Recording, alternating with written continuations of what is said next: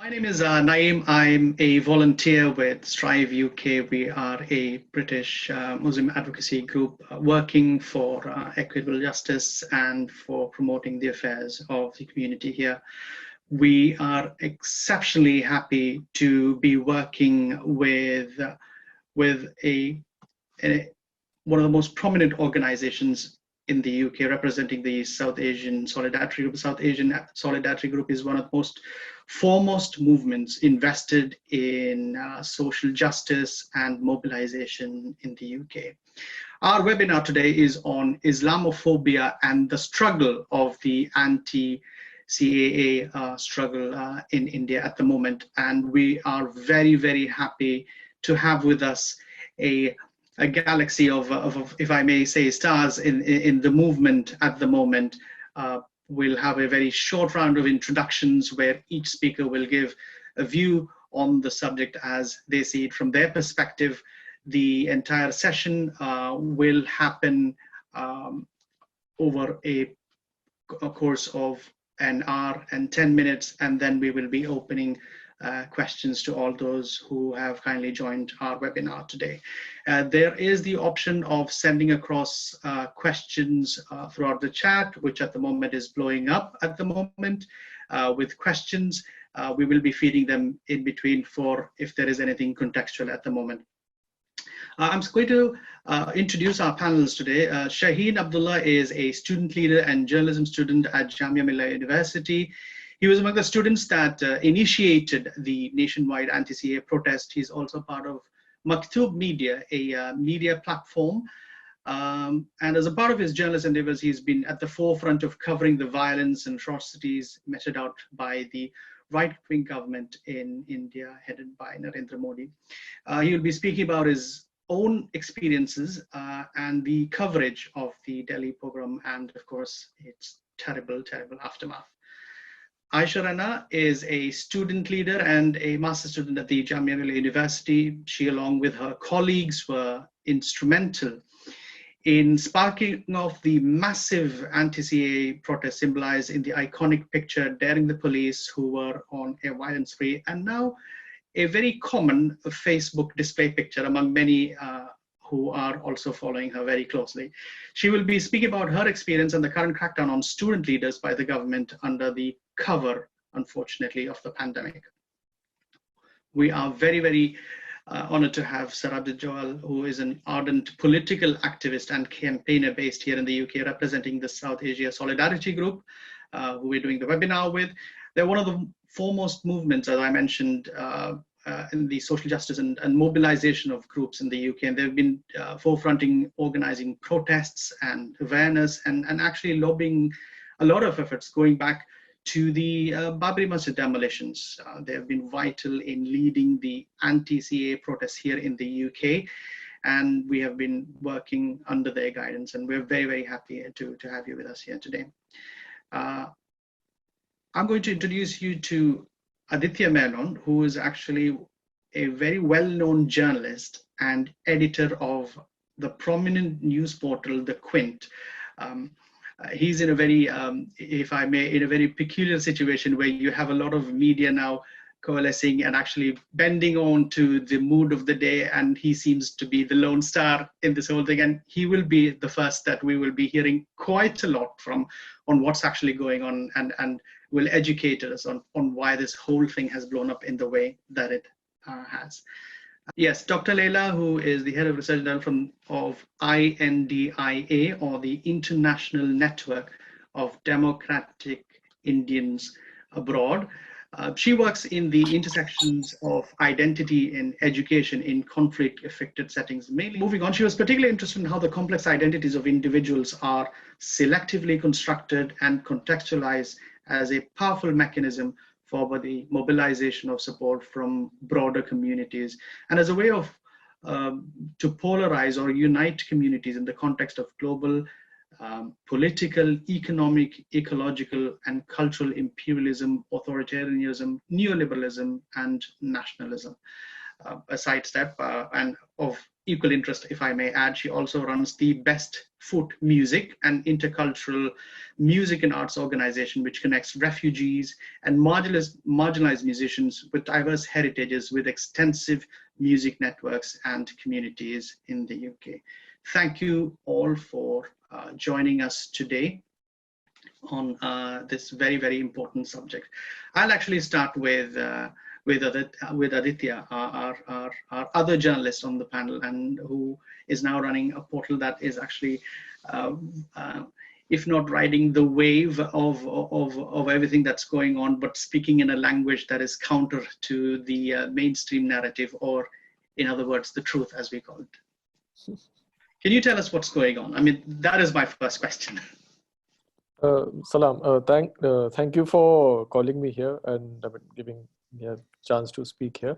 So, I mean, as we thought when the COVID-19 crisis broke out that people would sort of come together and forget the divisions that had been taking place for the past few years, but that didn't happen. In fact, as things stand today, the levels of Islamophobia in India are unprecedented.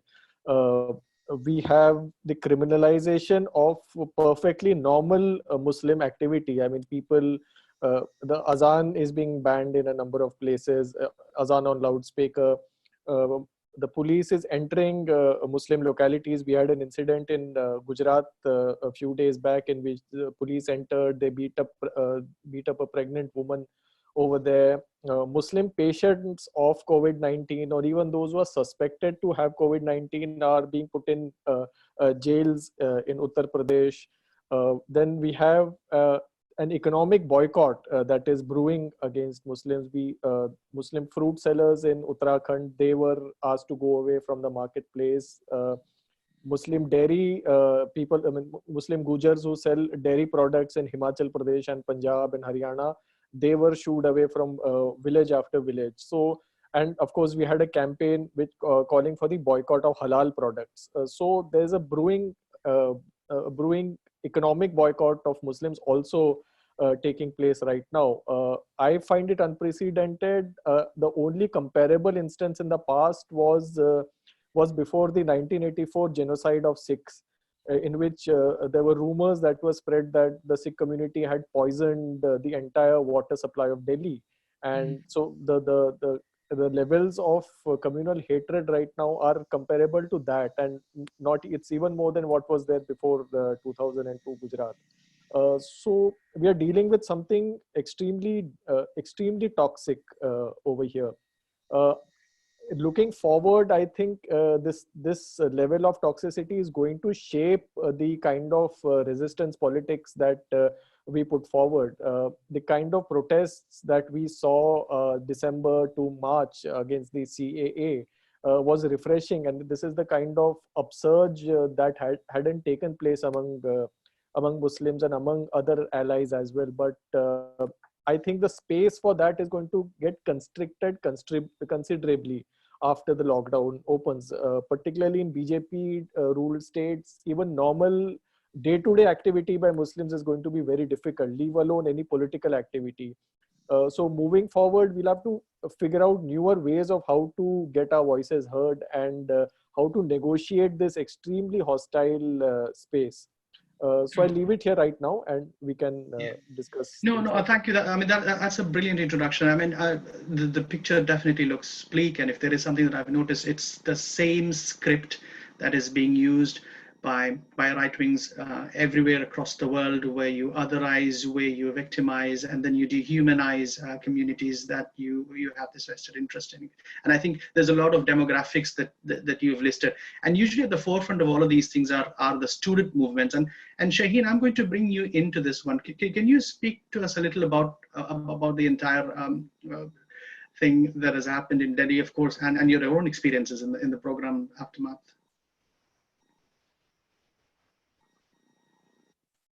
You're on mute, Shay. Oh, yeah, sorry. Yeah.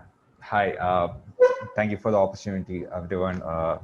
Like Aditya said, it's difficult times over here, being in Delhi, and whenever you try to compile all the news, I think so he missed out what happened in Bengal the recent reports come out from Bengal. There's in a village how the village was struck down, calling Muslims Corona, and like there were the kind of segregation that happened in the village. So when you go back to December, what erupted in December was not something that was about the CAA. It was about the structural violence that Muslims have been facing for a long time. But in November, we saw the Babri verdict. We saw how triple talaq was criminalized, and all this grew to, like, we were in the edge of going into a genocidal project silently. And all the students, I still remember the day Shaheen Abdulla, one of the high-profile UAPA cases in India right now, how Shaheen Abdulla called for a protest gathering in JNU, and he said, we had enough of this, and we will have to fight back the next time. And that's what happened in December, on December 8th, when the bill was put on table in the Lok Sabha, the lawmaking assembly in India. Students knew, like Muslim students and all the other allies, like people who understood that this is not going to be a democratic government anymore. This is not going to be a democratic country anymore. They all came together and they started to agitate against this. And on 15th, what happens is that it's not Jamia violence. What happens in India is like everything is narrated in a different way. It's not Jamia violence. It's a police violence against Jamia students. What happened on 15th. And from that, if you see, 15th was the first stroke of attack on the anti-CAA movement. On 20th, throughout Western UP, just on 20th and 21st, we saw more than 22 people have died because of killings. Like police brutally shot people down in Western UP, and around 22 people died in Western UP. And from that, after 2 months, by the end of February, what we see in Delhi is an organized pogrom where everyone knows the truth, everyone saw the truth. Kapil Misra made a call for instigator the violence. No, he actually guided the people to do the violence. He was there at the moment. Ratni Tiwari, the lady who people have seen in the Facebook Live, she was over there. I saw her with my own eyes. She was lynching. She was leading the mob, which was lynching people right in front of me. I was with a friend. I was with a Hindu friend, and he went forward and he saw that what was happening over there. They were calling out for the Muslims, and they're saying, if you are a Muslim, you are going to die over here. And my friend who was with me, he went there and he told, he was Tiwari Pradap, and he's a Hindu, and he said Jai Sri Ram. And he comes back to me and he's asking, how can you stand here? How can you tolerate this? Aren't you intimidated? Aren't you afraid of this? But that's what happens in India. On a normal day, like day before yesterday, there was a report by my friend. He says that a Muslim mother have locked his son in the house, saying that if you go out, you might be lynched. And that kind of mental trauma has been happening to Muslims in Delhi and throughout in a northern belt of India. I think so that sums up what we are going through over here. I'll brief about the program. No. I mean, again, the description and the immense amount of near military precision in the way this seems to have carried out.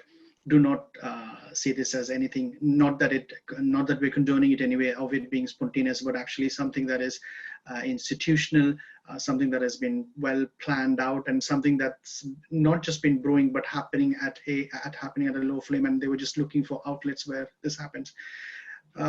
As with everything, and I think as men, we're a lot more ashamed to say this, but as with every crisis and calamity of the time, it is usually the women who bear the forefront, not just in terms of being the victims, but also the incessant smear campaigns that are being taken account. And predictably, I'm going to bring out Aysha into this discussion to share her own experiences, not just hers, but of people that she has worked with, of her close friends, how on a daily basis you go through these incessant attacks, not just in person, but also on social. I think it is also important at this moment for me to tell all those who have joined the webinar that the messages that we get are not just the messages of support, but the messages of hate. There's been a lot of name calling, which we expected, but we will continue in our endeavors here. I'm going to bring in Aysha, who's actually become an icon and quite a familiar one to a lot of people and the protests. Can you please share your experiences and what we need to do more to get the struggle going? Assalamu alaikum. It's my pleasure to be a part of a discussion on Islamophobia and the future of anti-CAA struggles in India. While having this interaction or while having this discussion with you, me, myself, and most of the students, especially the students activists in the Jamia Millia Islamia University, which is my university, under an uncertain situation is when are we going to get arrested? It's like we can be, or we are going to get arrested tomorrow. There is a chance of getting arrested day after tomorrow. There is a chance of getting arrested after that. Each and everyone was under the threat of getting arrested at any point of time. See, Shaheen and Aditya Menon, everyone talked about the things that are happening. I'm to concentrate a bit more around with the student witch hunting that is happening right now in India, especially under the mask of this coronavirus kind of thing, or the health emergency that is happening all over the India. So when this whole world is fighting with coronavirus, we the people of India are in a condition in which we are fighting with coronavirus at the same time with the communal virus, with the Hindutva virus. It's we have to handle both of them hand in hand. When the corona, attack, or when the corona spreads, in spite of the religion, in spite of the culture, in spite of who or whoever it is, the communal virus is spreading by a clear target, by targeting based on their name, based on their religion, based on the belief which they are holding, and all the sort of kind of things. After this lockdown has started in India, the government is mainly concentrated in charging with cases and arresting the people who are involved in anti-CAA struggle, rather than providing with the rehabilitation and the relief measures which they should have given to the citizen. Our Prime Minister he is really interested in coming for a press conference, giving for one call of a flower carpet kind of things, rather than that of giving measures which could have improved the condition of the citizens of his own country. So on the very first day when the lockdown was when the lockdown was declared in India, the first thing that the Delhi police or the Sangh Parivar police, I don't consider themselves as the police after all the experiences that I had from their side. It is exactly the Sanghi police. So the Sanghi police goons, they went to every protest sites. They have removed each and everything that is like a mark of the struggle or the protest which we had conducted. They even removed or the whitewashed all the graffiti and all the wall art which was there in the walls of the Jamia Millia Islamia University, each and everything which they could have. Instead of that, they started using with the banners like Delhi police, Dilki police, all the sort of mockery kind of things which. Yeah. So while I would like to give you a clear idea about the student witch hunting that happened in India, especially after the lockdown thing happened. So actually right now what they are trying to do is that they are trying to link the Northeast Delhi violence with the JCC and the Jamia and the student activists, those who are in the forefront in the movement and in acting, especially in the anti-CAA struggle and all. So talking from the perspective of the students of the Jamia, the first one from our university to get arrested is Miran Haider. Miran got arrested on 31st March. He was given a notice, and later on April 1st he went there for the questioning kind of things. It lasted for so long and he got arrested on the same day, and his arrest got extended for so long, and on April 21st he was charged with UAPA. The main like you guys may be knowing about the main complicated problem with the UAPA is it gives all the power to the police to do whatever things they want. Like all the basic human rights of that person is denied on the case of the UAPA kind of things. And later, the one to get arrested from the Jamia is Safura Zargar. Like Safura is a student activist, and she is an MPhil PhD student in the Jamia. The very sad part regarding the Safura is she is a 3-month pregnant at the same time when she got arrested. So everyone were trying, the legal team were trying their best to get her bail, because like we have never heard or we have never seen a condition in which a woman is getting arrested when she is pregnant, the sort of kind of things. Safura was charged with the first FAR, and she was, when she got bail from the first FAR, she was charged again with another FAR, which is like a clear intention to get her trapped inside the jails. And later on, she was also charged with UAPA. Then Shifaur Rahman, he is a president of the AJMI. AJMI is an old alumni student association of the Jamia. Like the JCC was closely associated and working with the AJMI. Then Shifaur Rahman will also get arrested the same time. So the thing that is happening in India is right now, especially the student witch hunting is happening, is it's so much disturbing, and we guys are in an what to do condition. But at the same time, all of us have decided it's like whatever things, let them do, but we are not going to move an inch back from the struggle or the protest which we are into. Once the health emergency get finished, or once the health emergency get over, we have decided to reoccupy the street, go ahead with the protest kind of things. Like what the police is doing is they are trying to make us fear. Like they wanted us to fear, and out of that fear, they wanted us to move back from the struggle on the protest. But the thing is, like, rather than it's giving us more strength to move ahead, it has never made us move an inch back from the path which we are right now. Yeah, that is very brave, Aysha, and we hope that we all succeed, and we hope that we all continue to giving you the support that you fully deserve in this fight at the moment. You're right to point out the plight of Safura, who this is just proof of the lengths that people actually would go to try and implement a very evil sectarian agenda, something unfortunately that we have not learned from history, and fear that we will continue to repeat unless we make our voices much stronger.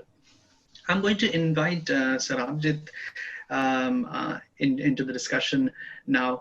Sarabjit, in addition to telling us your points of view, if you can also shed some light on whether this is peculiar at the moment to India at the moment, what their experience is, or peculiar to this time of history. I mean, Aditya spoke about a very similar, but quite a lot of us, well, I definitely remember because I'm quite old, but those who are quite younger do not remember the sentiments during what happened during the Sikh pogrom. Is this something that is peculiar to our country? Has it happened elsewhere, and has it been something that we'd had to grapple? And please, if you can share your thoughts in addition to the points of view that you have. Hi, thank you. Let me first say thank you so much to Strive UK for giving us, working with us in organizing this, and also giving us a space to speak. In terms of what I'm going to say, I was going to really speak quite a lot about the things that we as South Asia Solidarity Group have been doing, as well as possibilities of what we could do more in terms of Britain. The group, South Asia Solidarity Group, has been active in here in the UK for the last 30 years. When the Babri Masjid was demolished, we were protesting in this country here. And let's not forget that it was Rajiv Gandhi and the Congress who were also implicated because they had opened the gates to the Babri Masjid. Hindutva forces operating here in the UK are been here operating since the 90s. The HSS UK, the Vishwa Hindu Parishad, the Hindu Forum of Britain, I mean, they've set up Sunday schools, shakas, to teach their distorted Islamophobic view of the world. For example, the HSS UK, this is, don't forget, the overseas wing of the RSS, those who glorify Hitler, were collecting funds claiming, they were, this is for charitable causes. For example, in 2001, Labour's party's Barry Gardner gave £1 million to Narendra Modi. And this was supposedly for the Gujarat earthquake in 2001 and the Odisha cyclone in 1999. And this money somehow found its way to the RSS just before the Gujarat massacre in 2002. So they were doing three things here. They were whipping up the Islamophobia. They went all out to stop the caste legislation passing through. And caste is rampant in the Indian community in the UK. And they started lobbying within the Labour Party and within the Tory Party and Labour Party. In general, they support the Tories, but then they had close relations with certain key Labour MPs. For example, Labour MP Barry Gardner, who was the chair of Labour Friends of India, he tried several times to invite Modi to speak, and we managed to stop him coming as a result of all the demonstrations and the protests that we managed to organize. Bob Blackman, the Harrow East MP, is the chair of the all-party parliamentary group for British Hindus. And he held meetings with Tapan Ghosh, a Hindu nationalist who's been criticized for his abhorrent anti-Muslim views as well. Now, as of course, we have Modi supporters in this government's cabinet, Priti Patel, Rishi Sunak, Alok Sharma, and we've consistently made a stand against them all on all these issues. We've worked with Dalit organizations, we fought Islamophobia, and we've lobbied the MPs. Now, what makes it even easier for these Hindutva fascist forces here is that they're acting against a background in Britain's virulent Islamophobia. There's a war on terror which targets Muslims. There's the prevent policies in the schools in terms of the education system. And then, of course, we've got the government's Islamophobia, as well as the far-right groups, groups like Britain First and EDL. When the Gujarat massacre happened in 2002, we took a strong stand and organized a number of protests, public meetings, etc. But here I'm just going to focus on our activities, more recently. Yeah. So in terms of when Modi came to power, we had a series of protests and vigils to remember and honor those who were killed in the mob lynchings. And we had large photographs of those brutally killed by these Hindutva mobs with their vigilante groups and their paramilitaries, all linked to the BJP government. Yeah.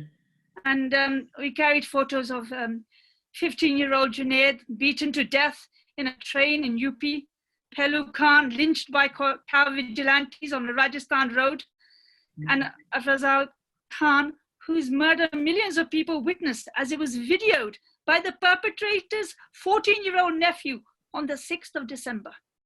Yeah. These killings, they're not just carried out by lone wolves, as some of the mainstream media would have us believe, or some mentally deranged people. They were pre-planned and organized. And here, it's also important to remember, or note actually, that Modi is actually copying Israeli state policies in the way he's setting up a global community of Hindutva supporters who will defend him. This is just what the Israeli state has been doing and trying to do in trying to crush the resistance against it and the support for Palestinians. The removal of Kashmir's special status under the constitution by the BJP government is also a move towards an Israeli-style settler colonialism. Kashmir being a place which is the most militarized zone in the world. When the CAA was bulldozed through Parliament on the 11th of December last year, We held a huge emergency protest with students as well as a large contingent of Malayali Muslims. The next few days, we saw one protest after another. And we stood in solidarity with the students in Jamia. So it's great that Aysha Renna can be with us here today. And then in early January, we held a meeting with MPs in the UK Parliament. And that was attended by 5 Labour MPs. And we received solidarity messages from loads of others. Among the MPs was Claudia Webb from Leicester, who had faced racism from the Hindutva supporters. She is politically close to the then leader Jeremy Corbyn and has always stood up for justice. She told us that she'd been targeted with a hate campaign from the Hindutva brigade. Why? Why did they hate her? The actual reason was because she was not a Hindu and because she dared to stand against a Tory candidate who was not a Hindu. Later on, 25th of January, we, along with a number of Muslim and Dalit organizations, including Malayali Muslims, held a 3,000 strong demonstration under the banner United Against Fascism in India, which was reported very widely. Soon after, our members visited Shaheenbagh in Delhi and also the Shaheenbagh in Park Circus, Kolkata, and gave them our solidarity in person. And when the Delhi pogrom happened, we organized an emergency protest where more than 500 people came, despite the short notice and the extremely cold weather here in London. Since the lockdown, we've been even more involved on social media. We've held 2 Zoom meetings, one on Islamophobia in India and Sri Lanka, and one about Kashmir. We've also held 2 online concerts, raised a substantial amount of money, one for the survivors of the Delhi pogrom, and the second for migrant workers. In the meantime, the new leader of the Labour Party, Keir Starmer, has reached out to the Hindu Forum of Britain. He seems to see all Indians in the UK as Hindus and supporters of Modi. We want to let him know loud and clear this is not the case. And we'll be circulating a letter to Starmer about this, and we hope that all of you can consider signing it and push it in the Labour circles. We have to be prepared for the future, which we may see where we may see even more repression. Modi has already said that the laws will be reformed.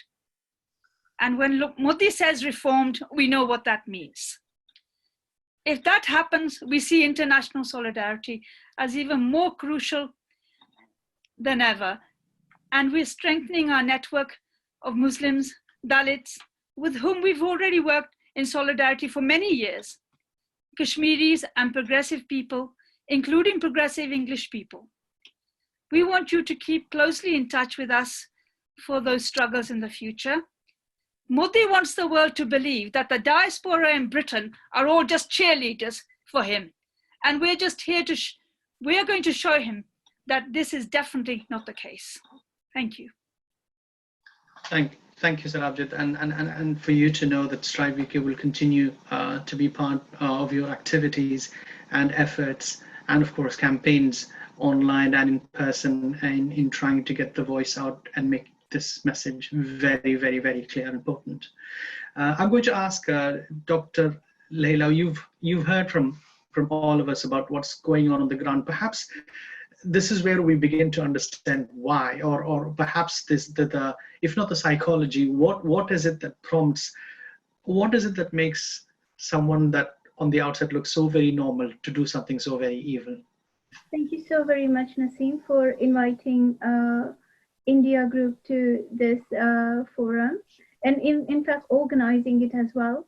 And I'm absolutely grateful to all of you who are on the ground and putting yourself out there. Really, kudos to you, and I can't thank you enough for what you're doing, and I can't imagine how much that everyday fear you carry, and yet you resolve to keep not give up. So that's really impressive. And just to, and I think Sabrajit has very well summarized some of the activities that people are doing in the UK and some of the global picture. Now, now I just wanted to come from the point of view that we're coming up with a film along with many other different interventions to educate people in terms of a more global picture. So for a moment, I would like to take us, our listeners here, but also panelists here, for a moment, I would like us to see this issue as historically, but also because that does give us resources and also in the much more global picture. And the objective of this film, which we're coming up with, the scapegoating of minorities during pandemics and epidemics, precisely want to highlight the nature of the scapegoat, why it happens. And so we want to start this film, and I would like to thank the film director Dakshin Chara, the scriptwriter Paras Cha. So the idea of this scapegoating is basically you attack somebody during crisis that cannot retaliate easily, and the powerful party has the control over the violence, when to start and even when to stop. And that is the idea of scapegoat. And if you see globally, it has happened historically that pandemics have been used to scapegoat people, to deflect that these are the people who are the cause of it. So in the film, we want to draw a parallel between that history where the genocide had occurred of Jews during the Great Bubonic Plague in 14th century in Europe, where Jews were represented as having caused the plague. And the powerful actors in the politics, powerful merchants and traders, powerful actors in the church represented Jews as having caused the plague. There was forced confessions, there were arrests, there were torture, and so compelling propaganda that it led to genocide. Also of lepers, also of beggars, also of women, and also of prisoners. So more vulnerable populations and minorities were represented as the cause of the pandemic. And then we see similarities of those situations even today during this COVID pandemic. We see it in India, the same language, it's a Muslim conspiracy, Muslim jihad. But then I just want us to take even globally, because it is happening even with the Roma community in Romania, in Hungary, where Roma community who originally hail from North India and moved centuries ago. So they're very much part of the European context, even before Romania and Hungary were created as nation states. But they are the one being seen as, go back to India, you are causing, you're dirty, and you're the one causing virus here. So you should go back to India, or we should just kill you and we should quarantine you. So you see the language that we were fine, but you brought it here. In China, Black people are being blamed and even overseas students. So what we're trying to do is at the global level, collect those, how minorities get scapegoated during the crisis as a way to deflect attention away from the elites. Now, this is where I want to bring René Girard's work on the scapegoat. And he says that the idea of the bringing in scapegoat is during the crisis, it causes anxiety to the elites, that the crisis may change the status quo, it may destabilize the power, and the grievance and frustration of the vulnerable populations may come onto them. So in order to avoid that, a scapegoat is found so that elite can channel frustration onto a much more easy target. Yes. Right? So that's what is happening. And we want to use film, animation, comic strips, and different avenues to use the language that can reach out to masses so that we build that resilience against this kind of right-wing politics.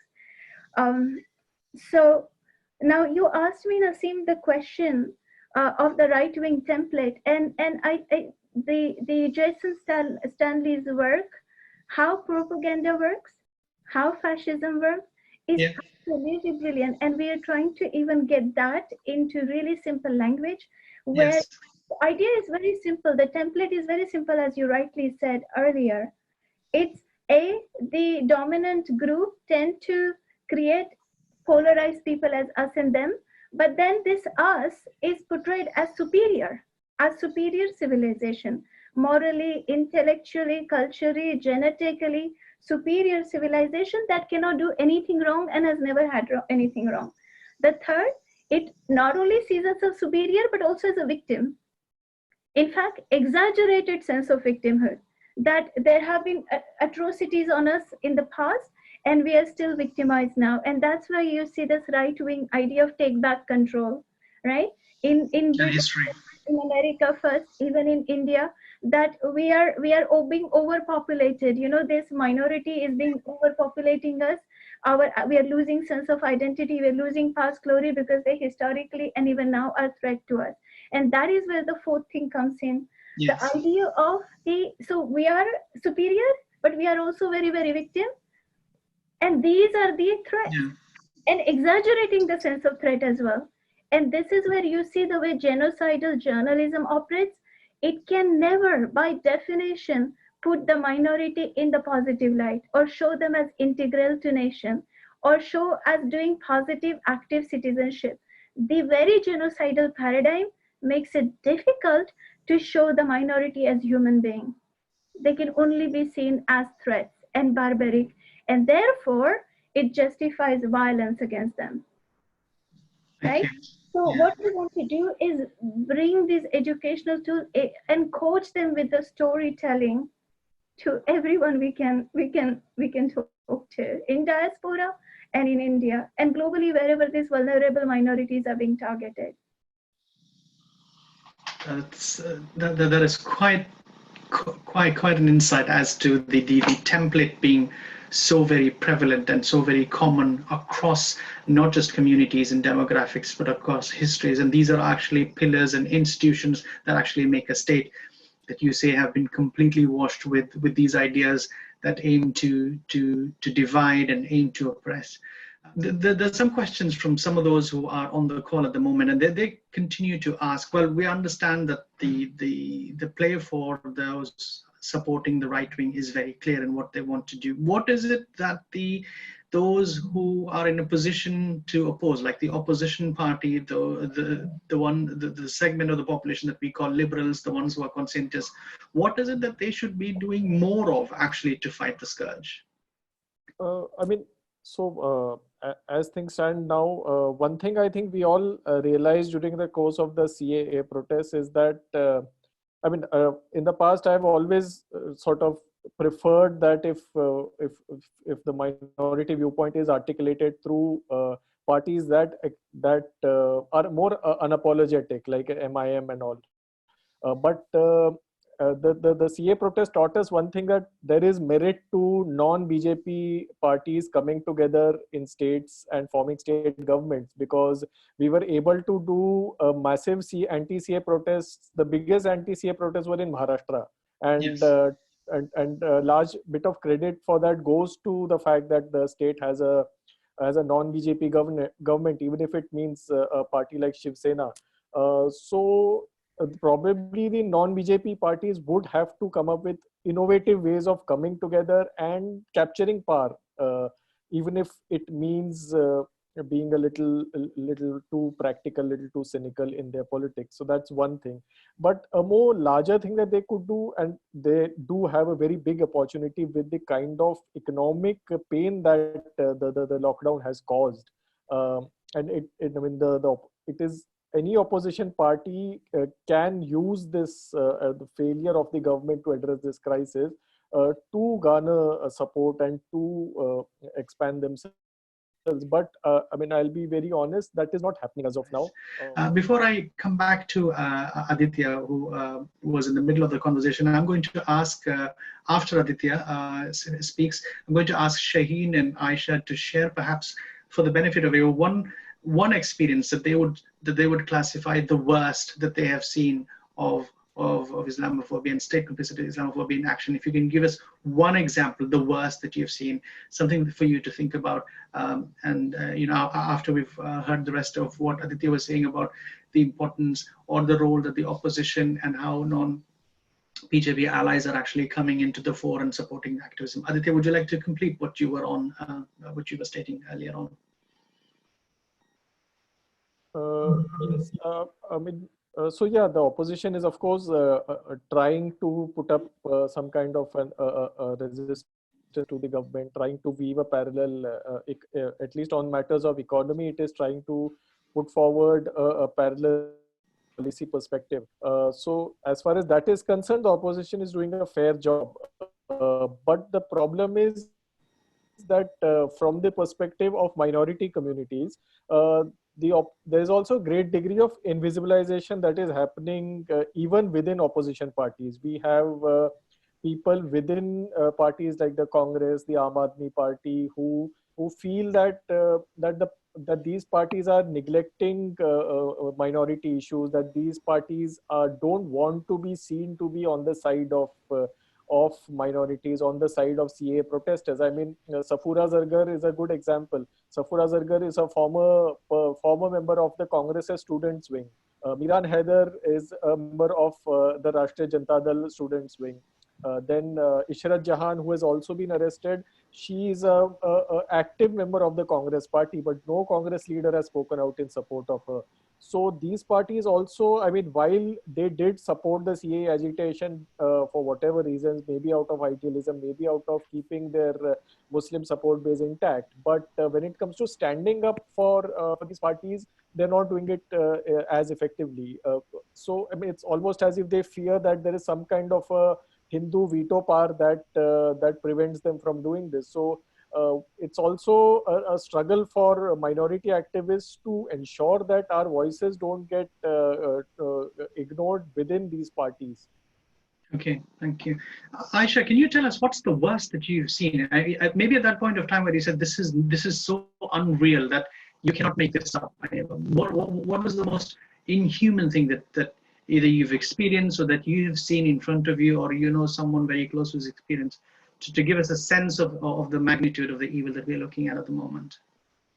I think when I'm thinking about this, the depth of the Islamophobia that is deeply rooted in India right now, that the very recent incident of the Safura's issue is coming into my mind.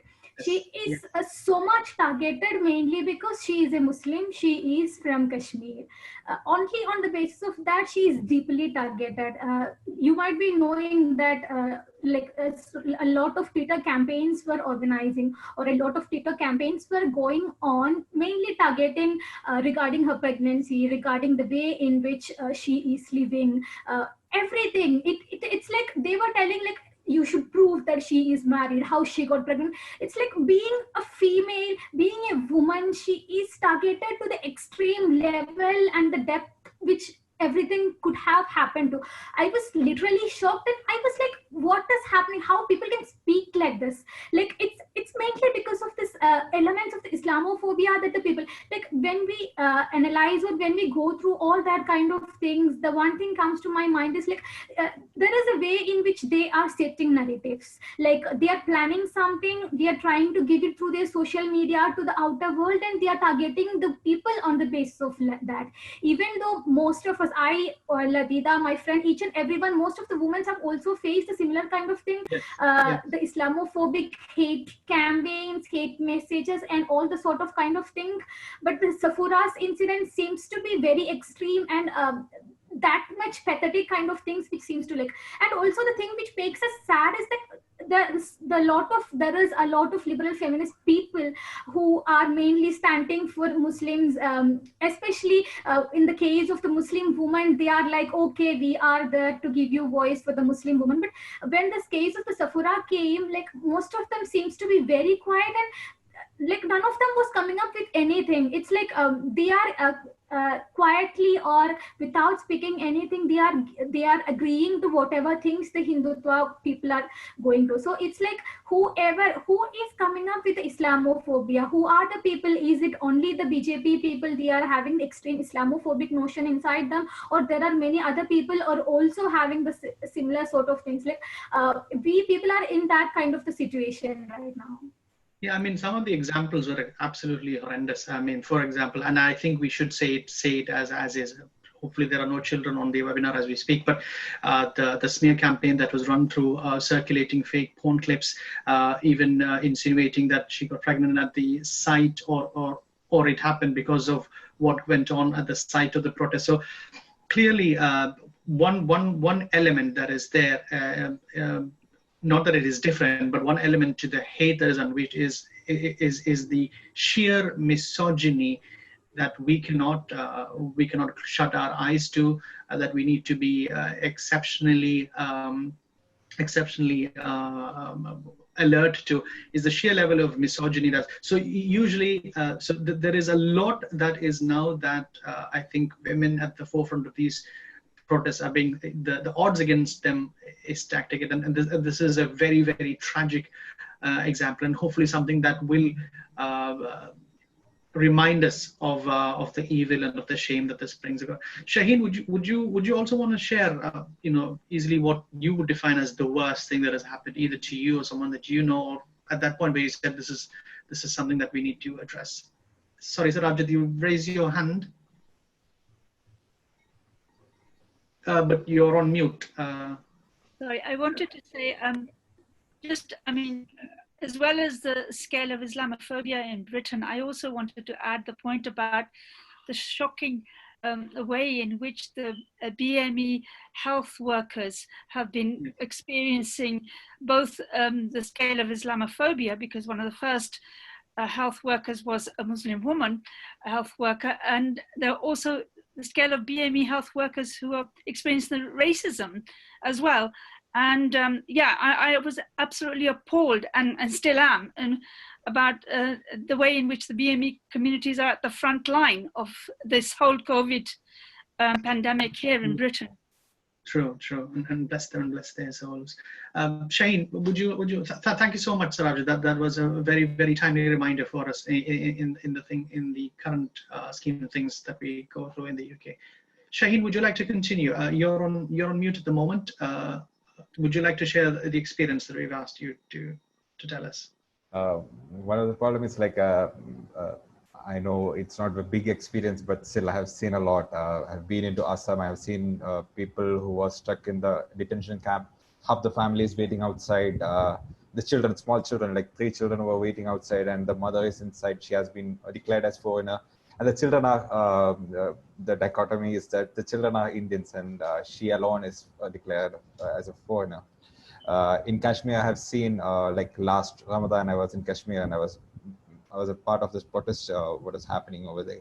And we saw that the police barged into the masjid in the middle of the night when the prayer was going on, and they started shelling the whole place. There were pelt guns, they were shooting people downstairs, and we were on the upstairs and we were praying. When it comes to all the other places, in Delhi, I was detained 5 times, Delhi and UP, in the last 3 months.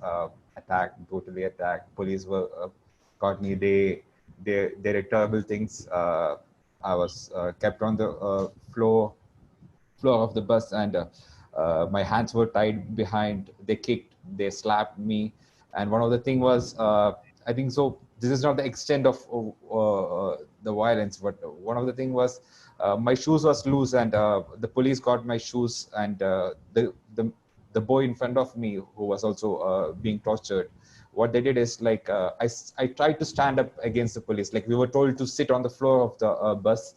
And at one point of time, I thought like, I can't do this anymore because it takes away all the dignity I have, and I need to stand up. I need to sit on the seat. And I tried that. I sat on the seat, and 2-3 policemen came and they started to push me down. I'm a little physic, so they couldn't do that to myself. Like I got hauled on the bar, and just I was sitting on the seat itself. Then what they did is like they went on to the other two other friends were in the bus, and they went on to beat them brutally, and they were using my shoes for that. And at that point of time, I had to give in, and I had to go and sit down on the floor again. I know I have seen killings, I have seen gun firings and all in between all these days, but I think that was the most that took away the men in me. It's not about being the men. That took away all the dignity in me. Yes. It took away. It made me understand what it is to be a Muslim in this country. You don't have any rights. I was asking for the basic right to sit on the seat, not in anything more. They can attack me, they can do anything, but the way that's the whole idea of them doing it. So for Zakka, is not, she's a very brave lady, and she's going to withstand everything what is going to happen to her in the jail and all. But the problem is that how we with our morals are going to fight this when she is inside, how we are confined to the space, and how we can't do anything about it. It didn't start with Sephora, it started with Sharjeel Imam. And that was when the moment we had to respond, and we failed to respond at that moment. It was months ago, before the lockdown, before everything.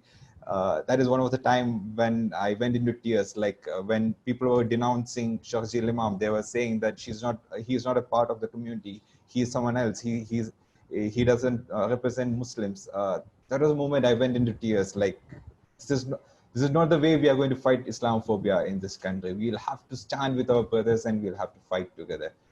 Those moments, that betraying moments, that giving up moments are which haunts me always. It's not the moment of people, death happens, and the surviving is what makes it more painful some of the times. Thank you. This is very, very shocking indeed. And I think it needs to be said that you have been exceptionally brave in what you are doing. I think everybody on the panel, in their own ways, what you've gone through is actually something very, very terrible. And we prayed that the energy that we derive from even the crisis that we go through will continue to fuel the movement against hate and fascism, not just in our country, but wherever we are based, and also supporting other marginalized communities. Leila, I'm going to ask you, so this is the scale, this is what we've seen so far. If activism needs to be propelled, and so Rajat will be sharing with us, what will be the most effective thing that we can do in the UK, for example, and Aditya can also perhaps share with us the history of how successful such acts of activism. But on a very, very personal level, how do you think activism actually not only just brings out the best in people, but also kills those sentiments of hate that other people have, or in fact reform people who've been so led on this type of hate forever? Now, I genuinely want to acknowledge the fight that Aysha, Shaheen, Aditya, and Safura, and many other people are actually carrying right on the ground. So, but what I would like to say that there is hope, because this fight that we are having against fascism is the fight that is built on centuries of struggle, and struggle has succeeded. Let's think of suffrage movement.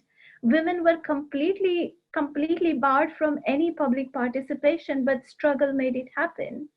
People were able to vote only based on the access to property. That means only feudal people could decide what policies would be, but ordinary people made it possible. Civil rights movement in America, the Black people, centuries of slavery, it was changed, it was challenged, right?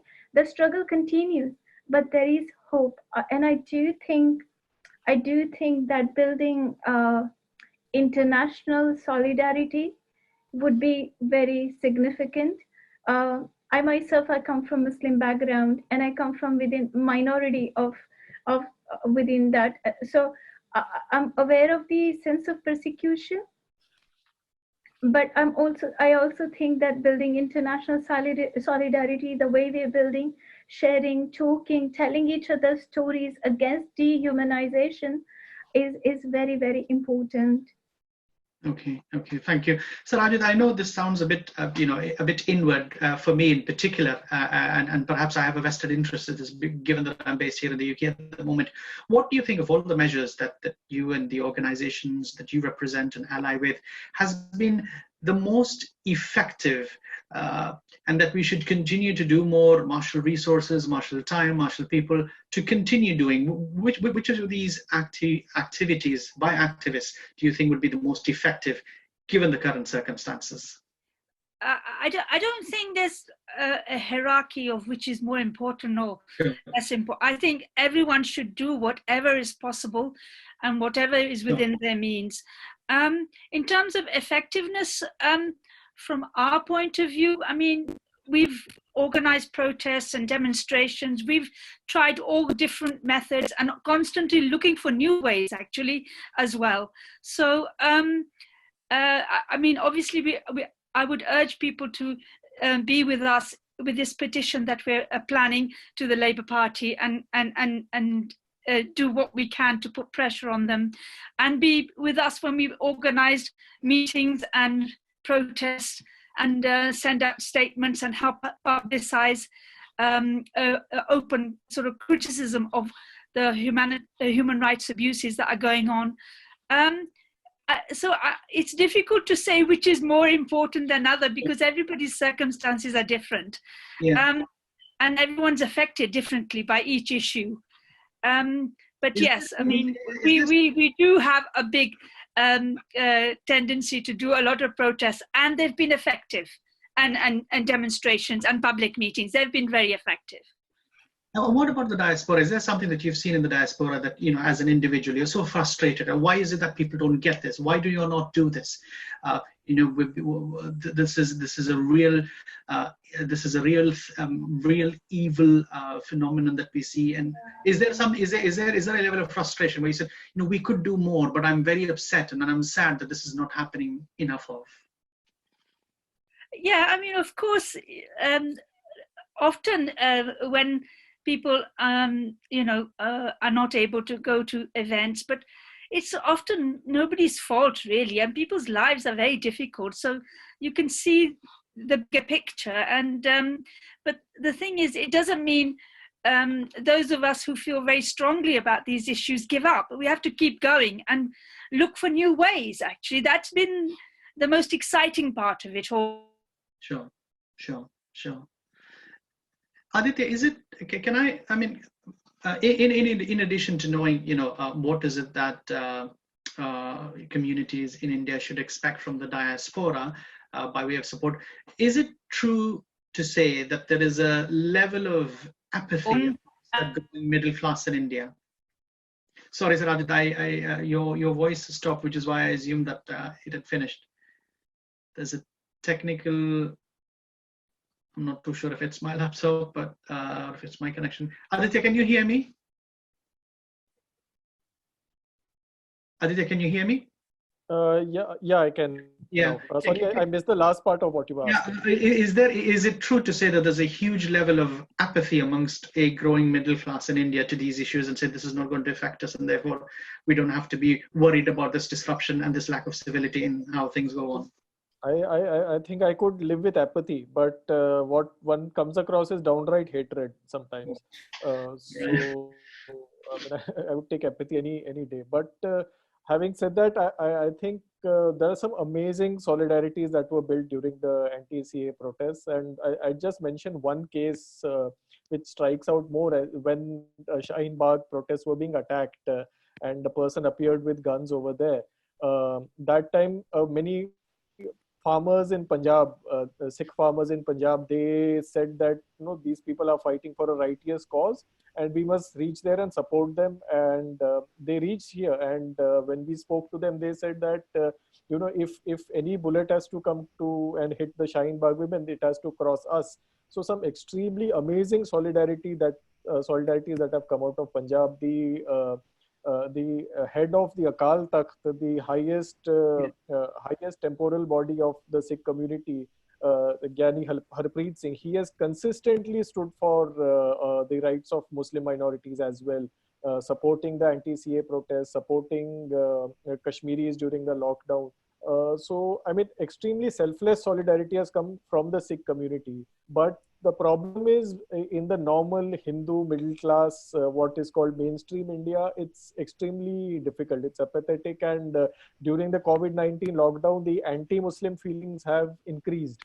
And now even we see non-BJP voters among this economic group, even they have started to have one hears them say anti-Muslim things as well. So I'm not very optimistic as far as the middle class is concerned. So, well, that's quite bleak at the moment, that assessment. But I have a question that's come in. Why should anybody who's not Muslim care about Islamophobia? Is there a view that you'd like to share on the webinar? And I keep going back to the Sikh community because I think they have come up with the best answer against Islamophobia from a non-Muslim community. The Sikh community has been a victim of Islamophobic attacks, at least in the United States after 9/11, and Sikhs were mistaken as Muslims. But Sikhs consistently said that we will not throw Muslims under the bus. You know, it would have been very easy for Sikhs to have a very elaborate PR campaign saying that, oh, we are not Muslim, don't target us, we are good guys. But they didn't do that. They invested their resources in countering Islamophobia. So there are communities who have looked beyond their own interests and countered this. In India, we see this narrative among caste activists a great deal. We have Azad, who's a Dalit activist. We have Hardik Patel, who's a Patidar activist. You know, we hear them say things like, "You are telling fellow Hindus, Hindus of their caste, saying that you are being fooled in the name of anti-Muslim propaganda." He's also been called lovingly Imam also among circles. I don't know if people should be called Imam, but at least, he's been a good ally, I must say. But so we have these activists saying that, telling their communities that you are being fooled in the name of Islamophobia. So there are some narratives coming across, but they need to be boosted further. They're not as powerful. They have still not reached out to the what is called Middle India right now. Sir Aditya, was there something that you wanted to raise? Yes, I wanted to respond to your point about why should anybody be interested if they're not Muslim. But I think the point is that, everybody who believes in justice, equality, equal rights, and anyone who's progressive has a duty to support and campaign on Islamophobia. I mean, then obviously what kind of progressive or human rights activist or equality person are they? What kind of principles do they have? Can I add something here, Naseem? Yes. I think we shouldn't see this issue as Islamophobia issue. And that itself is part of the problem. The Hindutva ideology want us to think this issue as issue of Hindu-Muslim and Hinduphobia versus Islamophobia. Yes. And I do not think, despite anti-Muslim discrimination is on high, despite that, my suggestion would be not to actually couch this issue as Islamophobia or communal violence. It's political violence, and it's not about Islamophobia. Because if you globally see the picture of right-wing template, different ideologies are used to polarize people. You can easily call it anti-Adivasi phobia, indigenous phobia, anti-Roma phobia, anti-Black phobia, or anti-Shia phobia, or anti-Buddhist phobia, depending on which context you are. So what this issue of division and polarization is masking is a broader global alt-right politics of climate change as well. So what we need to question is why so many countries are at once using the same template. You see there is a global capture of media in the very few right-wing hands. Okay, where are their investment in fossil fuel industries? So I do think, okay, there is a micro level where we see communal based politics, which is actually political violence. It's not communal violence, but there is a macro level politics where deliberate polarization is happening, and at that alt-right level. So for example, America First, it's a white supremacist alt-right lobby, clearly anti-brown, anti-black, anti-anybody, right? Even anti-Hindu. And yet you see alt-right Hindutva lobby sits together supporting the same Trump supporters hand in hand with this is very wealthy network, right? And then you also have alt-right group within Saudi Arabia as well. They all, so we need to see micro level, but we also need to see very much higher alt-right global level, where these ideologies are being churned out and manipulated to polarize using whichever ideology works. And they have harmony of interest among themselves. And I would imagine it's about time that there is harmony of interest of those actually who oppose them also to make the fight actually exactly. better. And that's why we need because they have been quite effective in the way that they've used. So Aditya, before I just come back to you, may I please, I know, so Aditya mentioned a point about the sentiments that are there amongst the middle class, or the lack of it, for the want of a better description. Hopefully, to look at something in the future, I'm going to ask, and I'm going to bring the students, if I may, to this thing. What is the sentiment, or what is the mood amongst actually the student community? Is there a level of institutionalism with them, or is there a renewed vigor in trying to upset the status quo? No, this is something that we need to fight. Or do you see sentiments? I'm going to open it to Shaheen and Aysha at the same time, between yourselves. Who would like to go first? What is the mood among the student community now? I mean, do you think, do they also have the same institutional right-wing bias? I know you gave examples of how the ABVP was and their role in this whole thing, but do you think there is a resurgence amongst, because of the apathy in the middle class, is there a resurgence among the students at least? I think, well, compared to the grown-up people, like among the students, that notion is less, or it's like maybe because they are in the field of getting more education or getting more readings rather than that of, but while I from the experience which I am having all around, it's like it's comparative with the outer world. Among the student community, it is comparatively very less. Okay. Is this a sentiment that you agree with, Shaheen? No, apparently I humbly disagree with Aysha Renna and Leila. One of the things with Leila is that if you don't call it Islamophobia right now, whatever you're going to build upon, it will take time, and by the time many lives will be lost.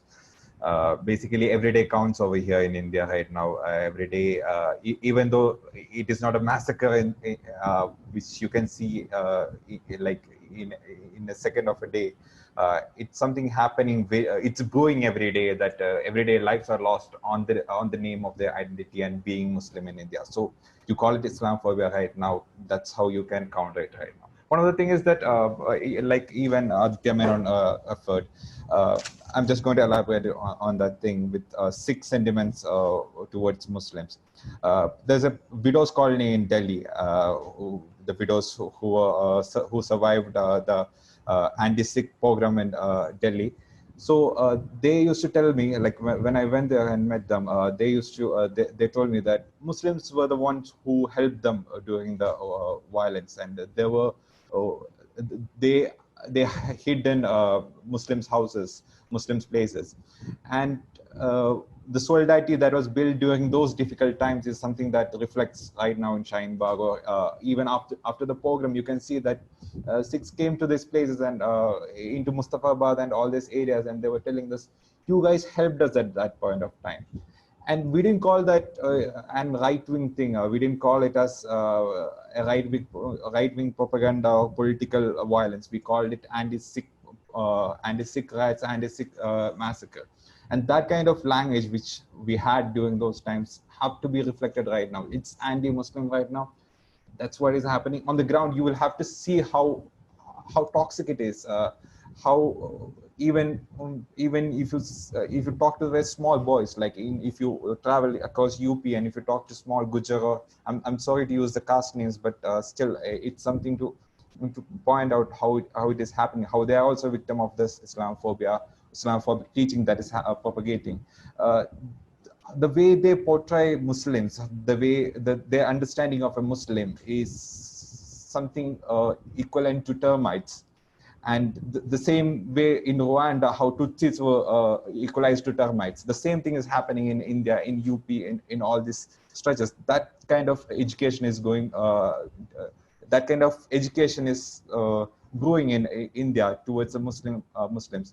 And when that happens, you'll have to call it, when you see a spade, you'll have to call it a spade, and that's what's happening. It's an Islamophobia, and you'll have to call it Islamophobia at the moment. Talking about the academia or in colleges, what you see is like one of the things with Aysha and me is that we come from a minority institution, and our echo chamber is always very positive towards us. But outside this echo chambers, what we see is even in Delhi pogrom, there was a check post where Kapil Misra made a very hate speech, and which instigated the violence, or which people say instigated the violence. I pin it on Amit Shah, who made a statement before the election saying that people are going to pay for what they have done. So anyway, Kapil Misra, when he said, there was a lot of students from DU who was attending that program. And when I went over there, I could see students, very young students who were dancing and who were raising slogans and who were with swords and who were with sticks. And they're not coming from lower caste people, they are from the middle class of Delhi. You're not talking about the people who are from a lower caste who are not illiterate. You're talking about literate, very middle class people who are committing the violence over there. They were going in the scooties with the sticks and all. They were giving it to their parents, and that kind of a toxic family.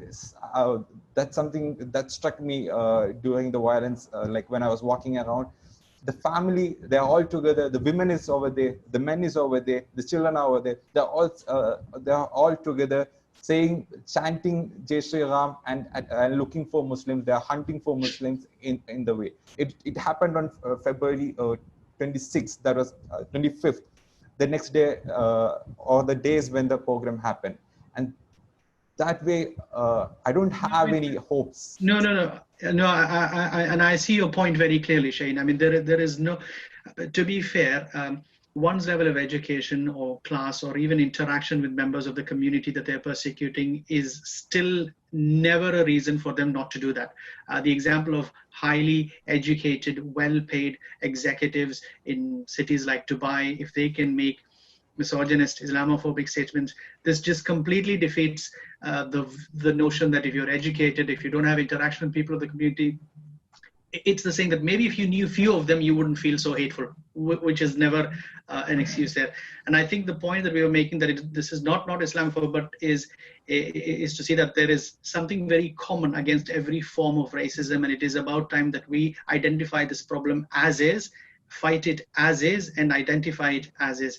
I'm sorry I interrupted you, Sir Abid. Would you want to complete the point that you wanted to bring up? No, it was no interruption. That's fine. I wanted to say that the Islamophobia is part and parcel of the planned project of fascism, RSS fascism. So it's interlinked. Is their brand of particular RSS fascism that we're all being affected by, including Muslim communities. So in terms of resistance, all of us dissenters, the Sikh communities, Dalit communities, we have to use this term for resistance purposes and expand it, really, basically. Whereas it's been, the part and part of the agenda for the RSS fascists in their programs, so particularly targeted Muslim communities, yes. But in terms of resistance, we've got to, go beyond that.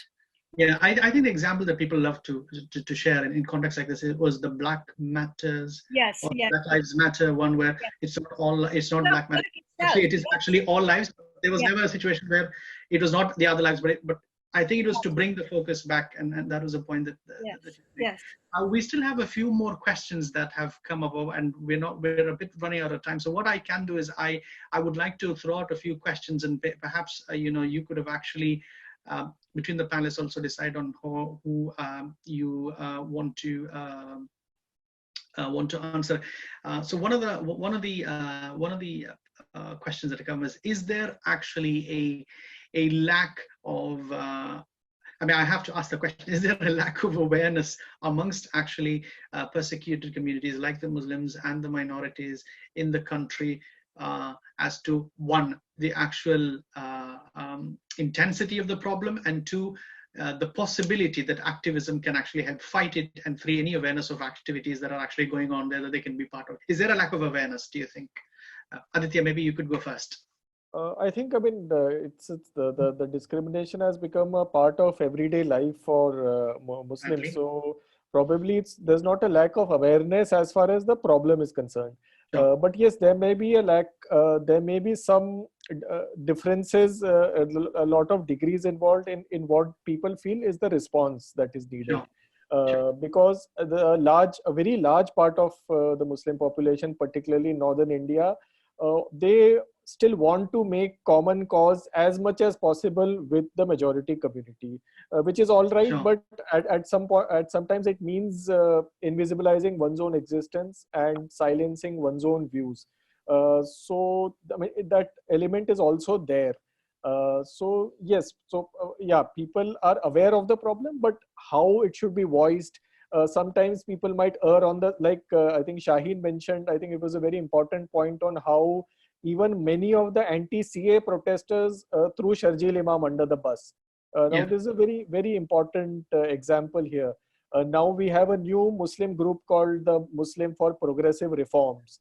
And it has a few individuals, it's a group of former Muslim bureaucrats and so-called, achievers in the in a certain context. So, and they have certain members who actively went to international forums and spoke against the CAA protesters. They spoke in favor of CAA. And so, and now this group is now trying to speak on behalf of the community. I am perfectly fine with such organizations and former bureaucrats and people associated with the state coming together and speaking. But the important part is no one set of Muslim voices should be throwing another set of Muslim voices under the bus. So these progressive Muslims shouldn't throw CA protesters under the bus, and CA protesters shouldn't be throwing someone like Sharjeel Imam, who was also a CA protester, under the bus. So that's a very, very important thing that every stakeholder in the community needs to keep in mind. I'm going to ask the panelists, thank you, Aditya. I'm going to ask the panelists for an impossible request now, but we're trying to fight against a war that is not impossible, for sure. In perhaps 30 seconds, based on what Aditya had mentioned, what is it that we here in the UK, the diaspora in the UK, can do to help with the thing? What is it that we can do today, if you can, in 30 seconds? Can I start with Dr. Leila, perhaps? I think diaspora is very diverse as well, and brings together, as Sabir said, very different abilities and resources. And I think what we can do is, I personally feel I'm slightly more privileged in the sense of my reach and my voice, because I'm not immediately under threat of being arrested when I voice my dissent, right? So in that sense, I should use this privilege to amplify the voices of people who are struggling on the ground. So what Shaheen said, what Aysha said, what Aditya said is so important. So amplify these voices and shape the narrative here about peace. Thank you, Dr. Leila. Aysha, would you like to go ahead? What is it that you think the diaspora now should continue to do more of to support what you're doing in a few lines, please? I think raising the voice is the very basic and the very fine thing which everyone, the people from each and every world, can do to the things that are happening in the Islamophobic notion that is going on in every world. Because every time everyone is having an hesitation to raise their voice, like, okay, it's not going affect me, or it's not something that is going to concern me at all. But everyone should analyze the thing is that it will come to them at a more point of time. So like we should raise the voice. But being the someone who is in the India right now, like I always felt like at this present, the movement, like the police, they have arrested the people mainly because they thought that people won't be able to raise their voice against them. So what I have to tell is, like, please raise your voice as loud as you people can do, that's as much as you can do. Yeah, that is going to help us a lot. Thank you. Shaheen, you just have a few seconds. Is there a point that you'd like to add? You're on mute. Yeah, see what Gambia did for Rohingya Muslims, what BDS is doing for Palestinian people, something like that. Sanctions, lobbying work, all those things which can benefit, which can be a constructive benefit for the Muslims back in India, and all the minorities back in India, especially the Dalit Muslims. Very specific and Sikhs. example. So that is something you can do for us. We lost everything over here. We don't feel confidence in judiciary. We don't feel confidence in any kind of institution right now. So what we request is that kind of lobbying work, that kind of sanctions, lobbying work, advocacy groups to help us stop this for a while, like, or slow it down first. So Rajat, I would imagine that the task is very clear now for organizations like Strive and yourselves, and you've spoken in length about what we can do. I'm going to thank everybody on the panel for your time.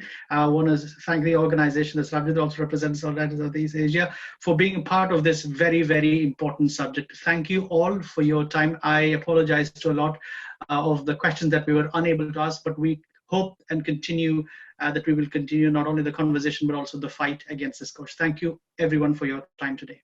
Good night.